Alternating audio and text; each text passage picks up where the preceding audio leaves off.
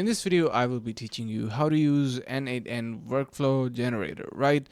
Super easy. You can see we are on our n8n dashboard and we have various different options shown up in here. Now, if I click onto this plus icon on the top right side, you can see we have this flow option. Now, of course, this is the our workflow editor section or workflow generator. How to use it? You can first click on this plus icon. Same menu is going to be opening up. Let me just actually show you again. So if I go back to my n8n section, you can see I'm going to be refreshing my page, and we got our plus icon here. Let's just delete this, click on plus. You can see the same menu opened up. You can add actions from an application, or what you can do is select an AI autonomous agent and do the task. So that's how basically you use your workflow generator.